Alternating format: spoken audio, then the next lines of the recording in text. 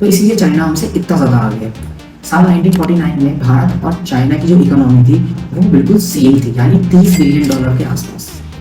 लेकिन आज के समय में 2025 में ये रेशियो इतना चेंज कैसे हो गया? मतलब जहाँ पे इंडिया की इकोनॉमी $4.19 ट्रिलियन पर ही रह गई, वहाँ पे चाइना की टोटल इकोनॉमी $19.45 ट्रिलियन की, मतलब करीबन करीबन $15 ट्रिलियन ज़्यादा।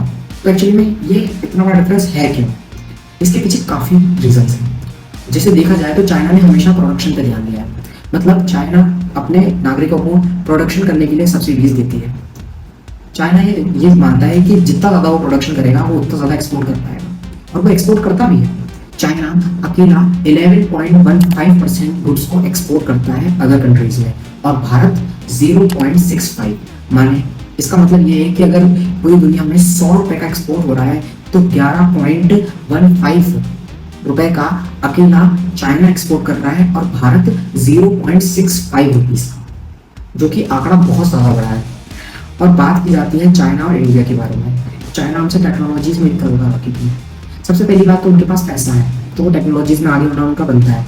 और दूसरी बात ये होती है कि वो लोग ध्यान देते हैं इनोवेशंस पे और इन्वेंशंस पे, और हम लोग ध्यान देते हैं रैंक्स पे और मार्क्स पे।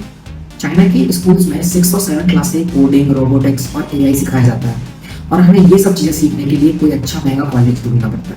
अब बात करें अगर इंडिया की, तो इंडिया में जहाँ तक मैंने निकाला कि हर साल ऑन एन एवरेज 10,000 लोग IIT क्रैक करते हैं। IIT का फुल फॉर्म होता है इंडियन इंस्टीट्यूट ऑफ टेक्नोलॉजी। अब हर साल 10,000 से ज़्यादा लोग IIT पास करते हैं, IIT क्रैक करते हैं, और अगर 10 सालों का माना जाए तो करीबन 1 लाख लोग। लेकिन आपको पता है कि इन 10 सालों में क्या इन्वेंशन हुई?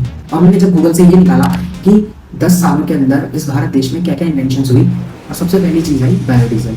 अब जिन लोगों को नहीं पता, बायोडीजल की खोज रेडोल्फ डीजल ने 1890 में ही कर दी थी। और दूसरी चीज़ आती है सोलर पावर से चलने वाली चीज़ें। तो जो सोलर पावर है उसका इन्वेंशन अलेक्जेंडर एडम बैकरल ने साल 1839 में ही कर दी थी। और सोलर पावर से चलने वाला सबसे पहला जनरेटर ऑक्सटन मोचेट ने बनाया था साल 1860 में। और इसके अलावा कुछ खास इन्वेंशंस हुए ही नहीं है। और चाइना रोबोटिक्स, AI इन सब चीज़ों पर ध्यान दे रहा है, और हम इनसे कई पीछे हैं। हमारे यहाँ आज भी लोग सिर्फ और सिर्फ पढ़ाई जॉब पाने के लिए करते हैं, न कि कोई इन्वेंशंस के लिए। तो आपकी क्या राय है इस चीज़ में? मुझे कमेंट बॉक्स में ज़रूर बताइएगा। और आप क्या मानते हैं, क्या हम कभी चाइना को बीट कर पाएंगे?